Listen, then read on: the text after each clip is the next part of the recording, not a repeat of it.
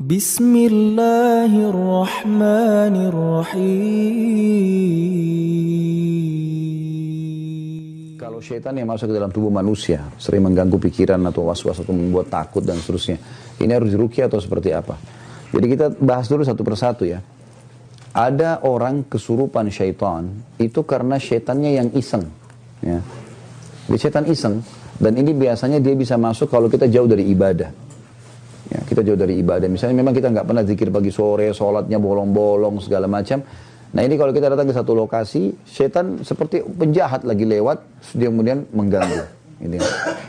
Nah ini biasanya lebih mudah untuk keluarkan, karena dengan dia ibadah, dia lari ke ibadah, maka syaitannya akan merasa kegerahan, kemudian dia akan keluar, gitu kan. Yang kedua, syaitan juga bisa masuk kalau dia marah, karena ada perbuatan kita yang membuat dia marah. Seperti misal kasus, kita kan dianjurkan untuk tidak menyiram air panas atau kencing sembarangan di tempat kosong, kecuali sudah baca Bismillah atau isti'adzah, a'udzubillahi minasyaitonirrajim, gitu kan. Karena biasanya kita kencing di situ atau buang sembarangan air, kemudian kena anaknya jinnya jadi marah masuk ke badan, gitu kan. Nah ini dibahas oleh para ulama, sering terjadi karena diketahui pada saat diruqyah, jinnya mengaku seperti itu, gitu kan. Kalau poin yang pertama tadi itu yang masalah orang lalai dari ibadah, pernah terjadi di Madinah, mahasiswa dari Rusia dia. Saya masih ingat dulu, subhanallah anak ini setiap kali azan maghrib, nggak ke masjid. Dia malah tunggu azan maghrib, lalu dia masuk mandi di kamar mandi. Berulang-ulang terjadi, akhirnya dia kesurupan, kemasukan jin. Lalu dibawa kepada seorang peruqyah di salah satu di sudut kota Madinah, ada di bawah gunung, namanya Syekh Abdullah. Beliau kadang-kadang kalau ruqyah sering direkam gitu kan. Maka dibawalah ke sana. Lalu waktu di ruqyah, jinnya mengaku kalau orang ini selalu lalai. Lagi azan dia pergi masuk kamar mandi tempat kami masuk menyelamatkan diri. Saya lihat orang ini buka diri, maksudnya terbuka, maka saya masuk. Dan kalau ditanya, lalu apa tujuannya syaitan masuk ke dalam badan? Banyak. Yang pertama, dia mudah menguasai. Dia bisa menguasai kita sehingga dia sesat. Dia menyesatkan kita. Karena kan tugas utama syaitan dari iblis menyesatkan kita. Makanya kata Nabi SAW, kalau kalian sedang menguap, tahanlah. Baik tahan dengan bibir atau kita tahan dengan tangan. Karena kalau dia buka, maka syaitan akan masuk ke dalam tubuhnya dan menguasainya.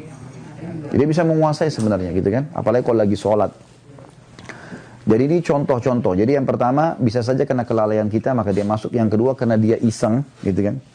Yang ketiga karena dasarnya kitanya manggil-manggil. Kitanya suka manggil-manggil, ya. Ini biasanya orang yang kayak semua kasih sesajen di gunung-gunung, di gua, di lautan, lalu dia panggil-panggil wahai penjaga gua, apalah penjaga gunung, panggil-panggil namanya. Nah ini biasa kena panggil-panggil nanti dia bisa kesurupan, gitu kan. Kesurupan. Yang keempat, dia ditransfer oleh orang lain seperti tenaga dalam, ya itu biasanya kan syaratnya dimandiin malam hari, apalah dengan rujuk kembang, apalah segala macam ini, maka ditransfer syaitan itu. Bahasanya di Indonesia biasa transfer aura, padahal sebenarnya bukan transfer aura, itu tuh memang ada jin. Karena rata-rata teman-teman yang pernah belajar ini, tenaga dalam segala macam, mandi tengah malam, ini begitu kami ajarin ruqyah, begitu dia ruqyah dia muntah-muntah, reaksinya sendiri ada, gitu. Jadi memang reaksi itu bisa terjadi. Ini termasuk bisa. Yang kelima, bisa saja syaitan masuk justru karena dikirim oleh para penyihir. Ya, seperti kita diambil foto misalnya, diambil potongan rambut, diambil apalah, pakaian dalam. Makanya teman-teman sekalian hindari sekali foto yang dipajang. Hindari sekali. Kayak kita di medsos itu ya. Maksudnya apalagi kalau di profil. Ada orang subhanallah pergi taklim, otw taklim, tak foto. Nanti pulang taklim, foto lagi, gayanya luar biasa, 1000 gaya gitu. Nah padahal sebenarnya itu bahaya sekali itu. Karena kalau ada orang yang hasut sama kita atau malah suka dengan kita, dia bisa ambil foto profil itu, dia sihir.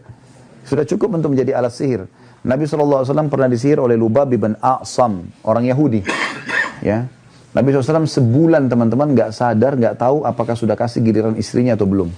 Sampai kadang-kadang istri ingatkan, ya Rasulullah belum Anda datang ke tempat kami. Seperti itulah. Maka yang terjadi pada saat itu, Nabi SAW berdoa kepada Allah setelah sebulan. Kemudian Allah berikan petunjuk. Ternyata Allah buka melalui malaikat yang menyampaikan ada seorang Yahudi namanya Lubab bin A'sam. Dia tinggal di suku Za'far dan dia mengambil potongan sisir Nabi dan rambutnya yang dililit di batang pohon kurma yang sudah rusak, terus ditaruh dalam sumur tua. Maka Nabi SAW mengajak Zubair dan Ali radhiyallahu anhum ajma'in lalu membongkar sumur tersebut, mengeluarkan lalu memusnahkan buhulnya. Ya. Maka ini harus hati-hati teman-teman sekalian. Ya. Kita harus bertakwa kepada Allah. Kata Nabi SAW, siapa yang datang kepada dukun, peramal, penyamun, penyihir, bertanya saja, belum percaya. Coba tebak tangan saya, coba saya mau tahu nasib saya, coba gini dan begitu, maka tidak diterima sholatnya 40 hari. Ke belakang ya, bukan ke depan. Jadi teman-teman gak usah tanya, saya masih sholat gak Ustaz? Nah, karena bukan yang belum dikerjakan, yang sudah dikerjakan hilang 40 hari. Kalau 2 kali ke dukun ya hitung saja sendiri, 10 kali ya hitung saya sendiri, urusan Anda sama Allah udah, gitu kan.